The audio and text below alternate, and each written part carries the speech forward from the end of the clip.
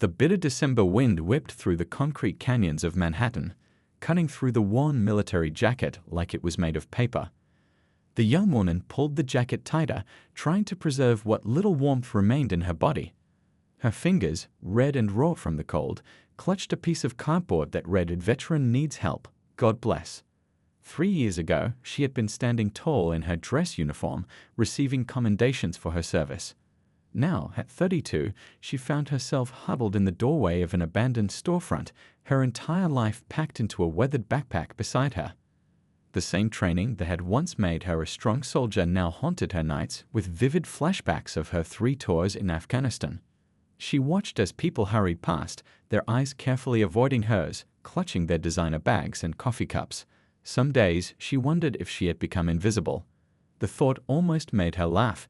How strange that she could go from being a respected service member to someone people pretended not to see.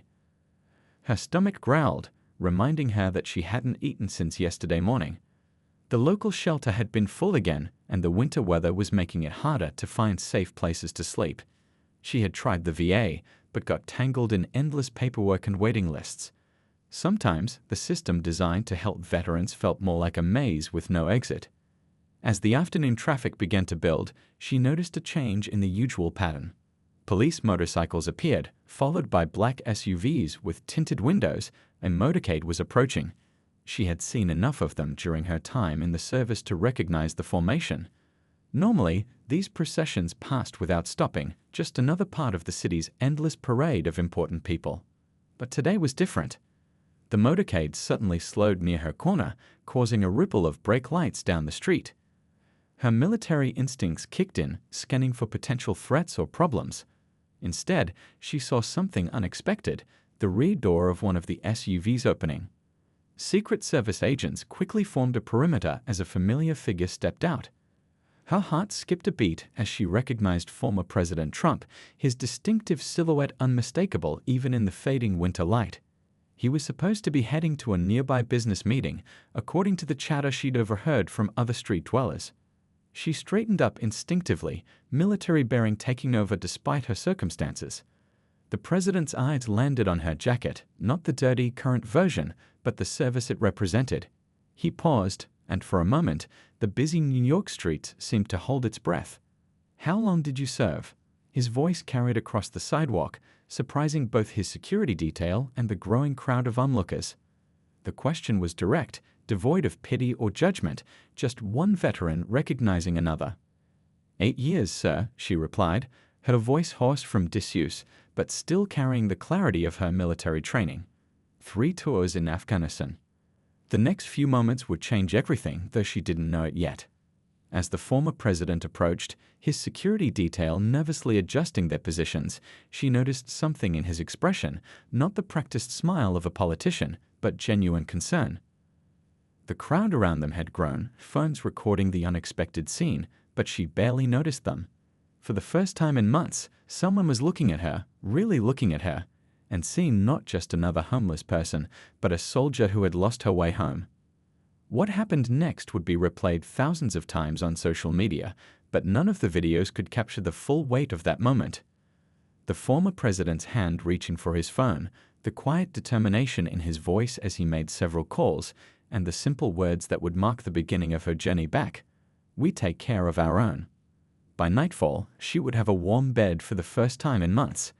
By the end of the week, she would have hope. But right there, on that cold Manhattan street corner, something even more important happened. She became visible again. The sun was setting over the city skyline, casting long shadows between the buildings, but for her, it felt more like a sunrise.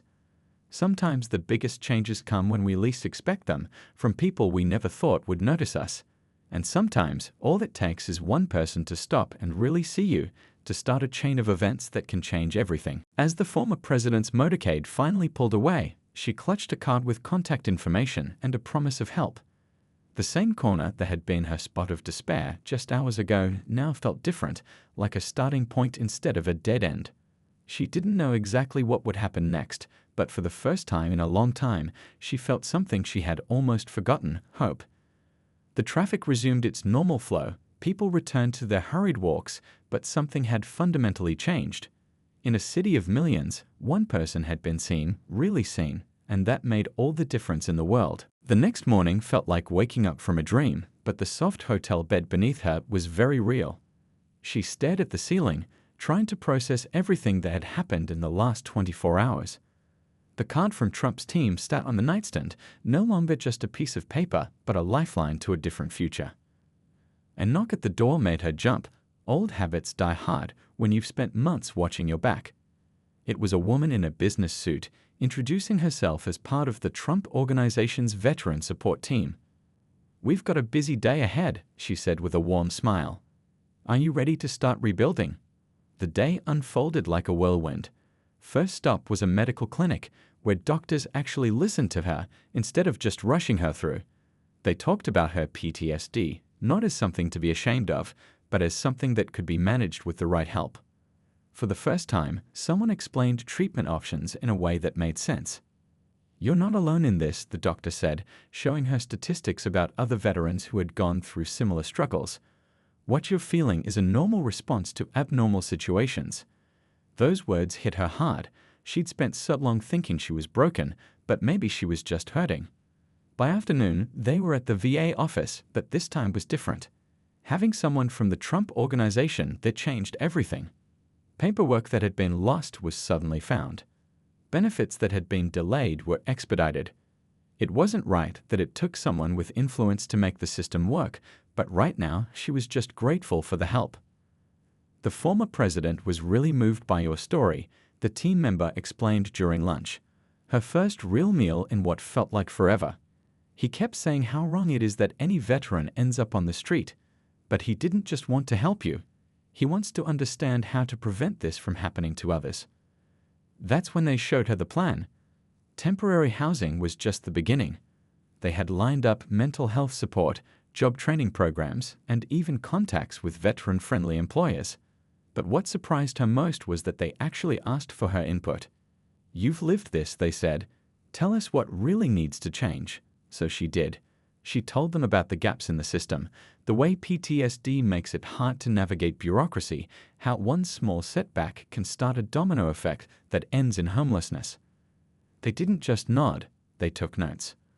Later that afternoon, she found herself in a suit provided by the organization, sitting in an office at Trump Tower. The mirror showed someone she barely recognized, not the homeless veteran or even the soldier she used to be, but someone new, someone with a future. The former president walked in without fanfare, so different from their first meeting on the street. "I've been hearing good things about your ideas," he said, sitting down across from her. "Tell me more about what you think we could do better."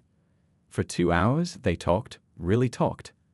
About the challenges veterans face, about the system's failures, about possible solutions. He shared stories about other veterans he'd met, and she shared the reality of life on the streets. There was no cameras, no press, just real conversation about real problems. "You know," he said near the end of their meeting, "sometimes the best way to help yourself is to help others. Would you be interested in being part of the solution?" He explained his vision for a new veteran support initiative, one that would cut through red tape and provide immediate help to veterans in crisis. As the sun set over Manhattan, she stood at the window of her hotel room, watching the city lights come alive. The same streets that had been her prison now looked different, full of possibility instead of despair. Her phone, another gift from the organization, buzzed with messages from her new support team, laying out plans for tomorrow. She thought about all the other veterans still out there, fighting battles no one could see. The former president's words echoed in her mind. Sometimes the best way to help yourself is to help others. Maybe that was the real second chance she was being given, not just to rebuild her own life, but to help others rebuild theirs. Tomorrow would bring more meetings, more plans, more steps forward. But tonight, she allowed herself to feel something she hadn't felt in years. Purpose. Not just the purpose she'd had in the military, but a new one, born from her struggles and now aimed at preventing others from going through what she had. As she got ready for bed, in a real bed, in a safe place, she looked at her reflection and saw something different. Not a victim, not just a survivor, but someone with a mission. Sometimes, she realized, rock bottom becomes the foundation on which you build something new. The next few months passed in a blur of activity, each day bringing new challenges and victories. Spring was beginning to touch New York City with hints of green when she walked into her weekly therapy session, clutching a notebook filled with goals and progress notes. It had become her lifeline, a physical reminder of how far she'd come from that cold street corner. "I had the dream again," she told her therapist, but this time there was no fear in her voice. "About Afghanistan, but it was different. I wasn't trapped there anymore. I was helping someone else find their way out." The therapist nodded, understanding the significance of this change. The nightmares that had once paralyzed her were slowly transforming into something else: motivation. Her temporary housing had become a small but comfortable apartment, paid for through the Trump Organization's Veteran Initiative while she completed job training. The walls were still mostly bare, except for one thing: her military service photos, which she'd finally felt strong enough to unpack and display. They no longer felt like reminders of what she'd lost, but of the strength she still carried within. The coding bootcamp she'd started was intense, filling her days with new challenges that had nothing to do with survival. "Your military background actually gives you an advantage," her instructor had said. "You already know how to focus and solve problems under pressure." Those words changed how she saw her past. Maybe her experiences weren't just trauma to overcome, but skills to build upon. Every Tuesday and Thursday evening, she attended veteran support group meetings. At first, she'd sit quietly in the back, just listening. But gradually, she found her voice. "I was where you are," she told a newly arrived veteran, her words carrying the weight of lived experience. "It feels impossible now, but there's a way forward. Let me show you." The Trump Organization's team kept their promise, checking in regularly and adjusting the support as her needs changed. But what touched her most was how they listened to her suggestions. When she mentioned how many veterans struggled with technology needed for job applications, they added computer literacy classes to the program. When she pointed out that many veterans had trouble sleeping in traditional housing after being on the streets, they worked with architects to design living spaces that felt more secure. One morning, she received an unexpected call. The former president wanted to see how she was progressing and discuss an idea. Walking into Trump Tower felt different now. She belonged here, not as a charity case, but as someone with valuable insights to share. "We've been watching your progress," he said, gesturing to a folder filled with reports and recommendations she'd written. "You understand both sides of this problem, the military and civilian worlds. We need that perspective." He laid out a proposal, which she considered taking a larger role in the Veteran Support Initiative, helping to design and implement programs. The offer stunned her. 6 months ago, she'd been invisible on the streets. Now she was being offered a chance to shape policy that could help thousands of veterans. "I'm not finished with my training," she started to protest, but he waved it away. "You'll complete your training," he assured her. "But some things can't be taught in a classroom. You have something more valuable, real experience and the courage to share it." That evening, she stood in front of her apartment window, watching the sunset paint the city in shades of gold. Her phone buzzed with messages from other veterans she'd met through the program. People she now called friends, people she was helping guide through their own journeys of recovery. She opened her notebook, turning to a fresh page. The goals she'd written months ago suddenly seemed too small. Why just get back on her feet when she could help others stand? Why just find a job when she could create opportunities? Why just heal herself when she could be part of healing others? A message popped up on her phone. Another veteran in crisis had been found on the streets. Without hesitation, she grabbed her jacket. She knew exactly what they were going through, and more importantly, she knew the way out. As she headed to the location, she realized something profound. Her struggles hadn't broken her, they'd prepared her for this moment. Every step forward she took helped light the way for someone else. Her story wasn't just about survival anymore, it was about transformation. And as she arrived at the scene, ready to help another veteran find their way back, she understood that this was more than a second chance. It was a calling. The street lights flickered on as evening settled over the city. Somewhere out there, another veteran was facing the same battles she had. But now there was hope, and she was part of the reason why. Sometimes the greatest victories come not from conquering our own demons, but from helping others face theirs. The autumn leaves swirled around her feet as she walked through the tech company's modern office space. Her laptop bag felt comfortable on her shoulder now, a far cry from the heavy military backpack she once carried. A year had passed since that life-changing encounter on the street, and sometimes she had to remind herself that this wasn't a dream. The coding bootcamp graduation certificate hung in her office alongside her military honors, 2 different kinds of service, 2 different kinds of pride. Her coworkers had no idea she'd once been homeless. To them, she was just the focused developer who always had time to help others learn. But she never forgot where she came from, and that made all the difference. "There's a bug in the code," her team leader said during the morning meeting. Everyone else looked stressed, but she stayed calm. After surviving 3 tours and life on the streets, a software bug didn't seem so scary. "I'll find it," she promised, and she did. The same attention to detail that had kept her alive in Afghanistan now helped her excel in this new battlefield of ones and zeros. During lunch breaks, she worked on something special, a mobile app to help veterans find immediate resources. It started as a simple idea. What if she could put all the information she wished she'd had right in someone's pocket? The Trump Organization had loved the concept, offering to fund its development and distribution. "You've really found your groove here," her mentor at work said, reviewing her latest project. "But I notice you always stay late on Thursdays. Got a side hustle?" She smiled, thinking of her Thursday evening ritual. Those weren't extra coding hours. They were her time at the Veteran Support Center, now as a certified peer counselor. The center had become her second home. Each week, she sat with veterans who carried the same haunted look she once had. "I know it feels like you're drowning," she would tell them, "but you're actually learning to swim." She shared her story, not as a success tale, but as proof that the darkness wasn't permanent. One evening, a young veteran came in, clutching his discharge papers like a shield. His hands shook as he tried to fill out the assistance forms. Without a word, she pulled up a chair beside him. "The hardest step is walking through that door," she said softly. "You've already done that part." She saw in his eyes the same fear she'd once carried, the terror of asking for help, of admitting you couldn't fight this battle alone. Her phone buzzed, another message from the Trump Organization team.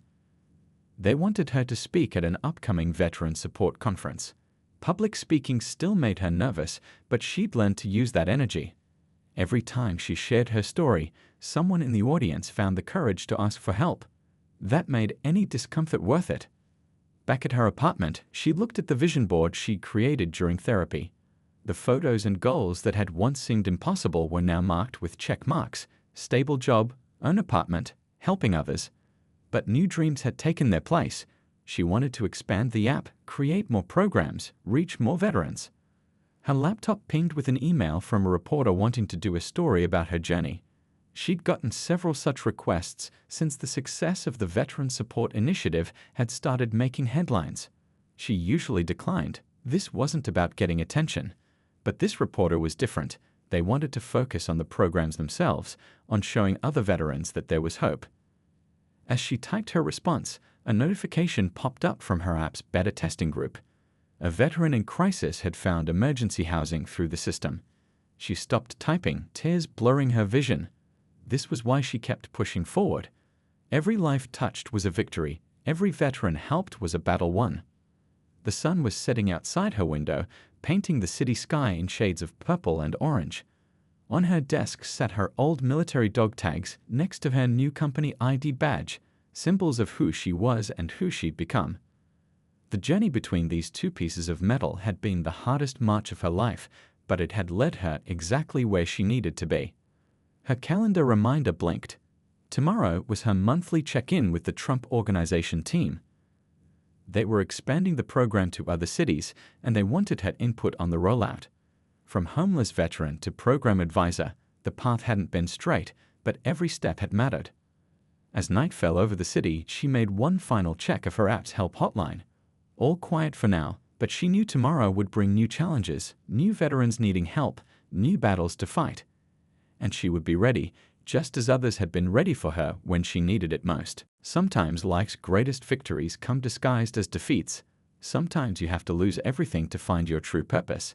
And sometimes, just sometimes, a random act of kindness on a cold city street can start a chain reaction that changes not just one life, but countless others. The conference room buzzed with energy as she stood at the podium, facing a crowd of business leaders and veteran advocates. 2 years had passed since that life-changing day on the streets, and now she was here, presenting her proposal for a nationwide veteran support network. Her hands trembled slightly as she adjusted the microphone, but her voice remained steady. "We've helped 300 veterans in New York alone," she began, clicking to the first slide. But that's not enough. The room fell silent as she shared photos, not staged publicity shots, but real moments from the support centers. Veterans learning to code, finding housing, reuniting with families. Each person you see here has a story similar to mine. They just needed someone to believe in them. The Trump Organization's support had grown into something bigger than she'd ever imagined. What started as one person's act of kindness had sparked a movement. Her veteran support app had gone national, with thousands of downloads and countless success stories, but technology was just part of the solution. During the coffee break, a corporate CEO approached her. "Your presentation was compelling," he said, pulling out his business card. "We'd like to discuss implementing your program in our company." She smiled, remembering a time when people would cross the street to avoid her. Now they were crossing rooms to talk to her. Back at the support center that evening, she met with her team. They'd grown from a handful of volunteers to a proper organization, with full-time staff and a waiting list of companies wanting to hire their program graduates. "Remember," she told them during the meeting, "we're not just finding them jobs, we're rebuilding lives." A young veteran walked in during their discussion, looking as lost as she had once felt. The team immediately went into action, one person finding immediate housing options, another scheduling medical appointments, a third starting the paperwork for benefits. She watched with pride as they worked, remembering how overwhelming it had felt to face these challenges alone. "I don't deserve all this help," the young veteran whispered, echoing words she'd once spoken herself. She knelt beside them, making sure they could see her eyes. "You served your country," she said firmly. "Now it's time to let your country serve you back." The words weren't just comfort, they were a promise she intended to keep. Later that night, she reviewed the latest statistics from their program. The numbers were impressive: employment rates, housing stability, mental health improvements. But it was the stories behind the numbers that kept her going. Like the veteran who'd just landed his dream job in cybersecurity, or the one who'd finally gotten treatment for PTSD and was now counseling others. Her phone rang. The Trump Organization team wanted to discuss expanding the program to 5 more cities. As she took notes during the call, she glanced at the photo on her desk. It showed the street corner where she'd once stood, now transformed into the site of their first dedicated veteran support center. The building's walls were covered in murals painted by veteran artists, a symbol of beauty rising from struggle. A notification popped up on her laptop, another success story from the app.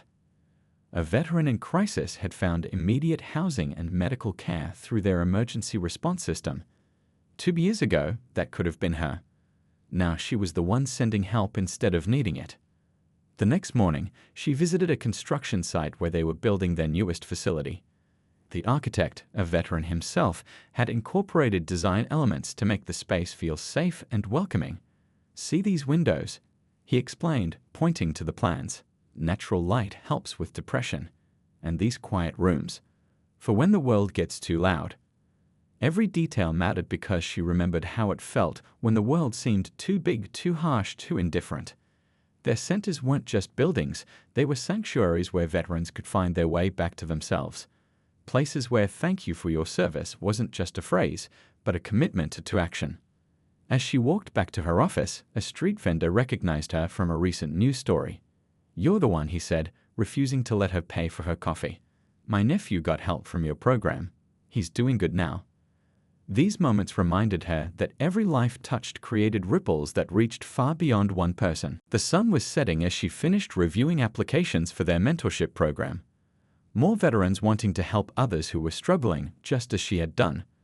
The cycle of healing continued, those who had been helped becoming helpers themselves. Looking out her office window at the city lights coming alive, she thought about how much could change in 2 years. From a cardboard sign to a corner office, from needing help to giving it. But the most important change wasn't in her circumstances, it was in her purpose. A message appeared on her phone from one of their first program graduates, now running their own support group in another state. "We just helped our 100th veteran," it read. She smiled, feeling the weight of all the good yet to come. Sometimes the deepest wounds become the strongest foundations for helping others heal. The grand ballroom of the Plaza Hotel sparkled with elegant decorations as hundreds of guests gathered for the annual Veterans Support Gala.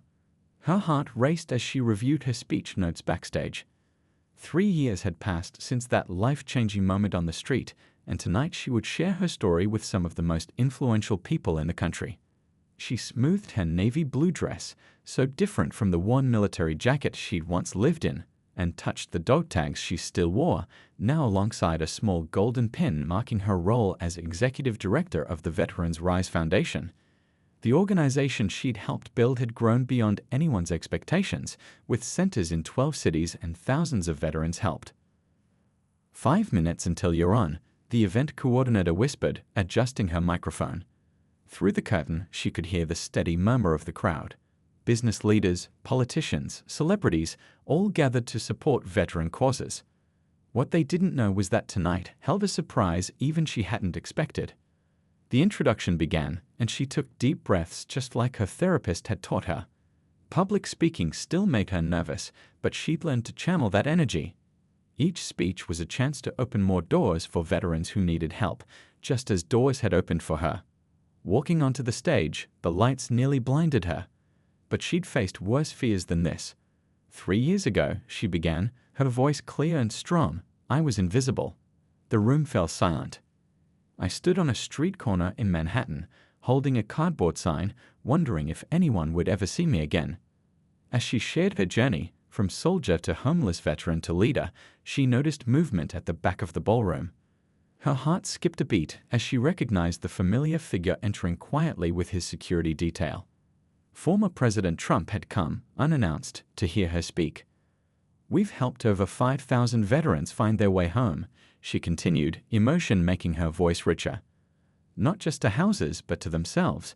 She clicked through slides showing their programs, job training, mental health support, housing assistance. But numbers don't tell the real story. Let me introduce you to some of our graduates. The lights dimmed as a video began playing. Veterans who'd gone through their program shared their stories. A former Marine now running his own business, an Army medic who'd become a nurse, a helicopter pilot now teaching others to fly. Each one had started where she had, lost, alone, struggling, and each had found their way back. These successes weren't solo missions, she said as the lights came back up. They were possible because someone stopped to help, because companies opened their doors, because donors believed in second chances. Her eyes met Trump's across the room. Because sometimes all it takes is one person willing to see past the surface to change a life forever. As she finished her speech, the applause thundered through the ballroom. But it was what happened next that no one expected. Trump stood up and made his way to the stage. The crowd's whispers grew as they realized who had joined them. "I remember that day," he said, taking the microphone. "I saw a soldier who needed help, but what I didn't see then was how many lives would be changed because of that moment." He turned to her, his expression genuine. "You didn't just rebuild your life, you created a blueprint for others to rebuild theirs." Together, they announced a major expansion of the program, 20 new centers across the country, partnerships with major corporations, and a revolutionary new approach to veteran care that would cut through red tape and provide immediate assistance to those in crisis. The audience rose in a standing ovation, but she barely noticed. Her mind was back on that street corner, remembering how it felt to be invisible. Now she stood here, not just seen but truly understood, not just helped but helping others. Later, at the reception, Trump shared stories about other veterans he'd met through their program. "You've created something remarkable," he said. "This isn't charity, it's investment in American heroes." They discussed new ideas for expansion, ways to reach more veterans, methods to make the system work better. As the evening wound down, she stepped out onto the hotel's terrace for a moment of quiet. The city lights sparkled below, and somewhere out there, another veteran was finding their way to one of their centers, about to begin their own journey back. Her phone buzzed, the night shift at their emergency center, letting her know they'd just helped 3 more veterans find safe housing. Even during a gala, the real work never stopped. She smiled, thinking of how far they'd come and how far they still had to go. The terrace door opened, and her team joined her outside. They had more work to do, more veterans to help, more battles to fight. But tonight, they would celebrate how far they'd come, from a chance encounter on a cold street to a movement that was changing thousands of lives. Sometimes the biggest changes start with the smallest moments of kindness. Sometimes rock bottom becomes the foundation for building something extraordinary. And sometimes, just sometimes, being seen by the right person at the right moment can spark a revolution of hope. Early morning sunlight painted the Manhattan streets gold as she walked toward a familiar corner. The same corner where her life had changed 3 years ago. She carried not a cardboard sign now, but a tablet showing plans for their newest veteran support center, their biggest project yet. The morning crowd hurried past, just like they used to, but everything else was different. The abandoned storefront where she once sought shelter was now transformed into their flagship center, its windows bright with hope and purpose. Above the entrance, a simple motto read, "No veteran walks alone." A small group waited for her inside. Architects, contractors, and most importantly, veteran consultants who'd help ensure the new center met the real needs of those it would serve. Every detail matters, she reminded them, pointing to the layout. Remember, someone's entire future might depend on how welcome they feel walking through these doors. As they discussed plans, a staff member interrupted with urgent news. They'd found a veteran sleeping in the alley behind the building, someone who reminded her so much of herself 3 years ago. Without hesitation, she paused the meeting. Some things couldn't wait. She found him huddled against the wall, clutching a worn military backpack. His eyes held the same haunted look she remembered seeing in her own reflection. "I was right where you are," she said softly, kneeling beside him. "Let me show you something." Leading him inside, she watched his expression change as he took in the warm lighting, the comfortable seating, the walls decorated with military memorabilia donated by veterans who'd found their way back. "This place," she explained, "started because someone stopped to help me when I thought I was invisible." The center's morning shift was arriving, many of them veterans who'd gone through the program themselves. They knew exactly what to do, moving with quiet efficiency to provide immediate assistance. Within hours, he had a warm meal, clean clothes, and most importantly, hope. Later that afternoon, she had a video call with Trump. They'd maintained regular contact as the program grew, his support never wavering. "We're opening the 20th center next month," she reported proudly. "But this morning reminded me why we started. It's still about that one person who needs help right now." He nodded, understanding. "You've created something extraordinary," he said. "But what impresses me most is how you've kept it personal. Every veteran who comes through those doors isn't just a number, they're someone's story waiting to be rewritten."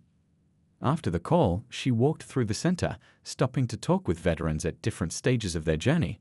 Some were just starting, like the man from this morning. Others were further along, taking classes, attending therapy, preparing for job interviews. Each face held a different story, a different battle, a different dream. In the computer lab, a veteran was teaching others how to code, someone who'd come through their program 6 months ago and now wanted to give back. In the counseling room, another graduate led a PTSD support group. The cycle of healing continued, growing stronger with each person who joined. Her phone buzzed with updates from other centers across the country, success stories, challenges, new ideas, a constant stream of life-changing moments. She remembered when her own phone had been disconnected, when she felt cut off from the world. Now she was part of a network of hope that spanned the nation. As evening approached, she returned to that corner outside. Rush hour crowds flowed around her, but now some people stopped, veterans who recognized her, civilians who'd heard their story, others who just wanted to help. The corner had become more than a reminder of her past. It was a symbol of transformation. A delivery truck pulled up, bringing supplies for their newest initiative, backpacks filled with essentials for veterans in crisis. Each pack contained not just practical items, but information about their programs and, most importantly, a message: "You are not alone. You are not forgotten. You are still a warrior." She helped unload the truck, remembering how a single act of kindness had started all this. Now that kindness had multiplied, spreading across cities and states, touching thousands of lives. But success hadn't made her forget. She still carried her old dog tags, still remembered how it felt to be lost. Night fell over the city, and she did one final walkthrough of the center. The evening programs were in full swing: job training classes, support groups, art therapy sessions. In the common room, veterans of different eras shared stories and strength, proving that no one had to face their battles alone anymore. Standing at the window, she watched the city lights come alive. Somewhere out there, another veteran was reaching their breaking point. But now there was hope, real, practical, immediate hope. Their centers were beacons in the darkness, their programs bridges back to life, their people proof that any story could be rewritten. 3 years ago, she'd stood on this corner feeling invisible. Now she stood here as living proof that rock bottom could become a foundation, that one person's compassion could spark a movement, that every ending could become a new beginning. And tomorrow? Tomorrow they'd do it all again. Because every veteran deserved what she'd been given, not just help, but hope. Not just a program, but a purpose. Not just a second chance, but a new mission.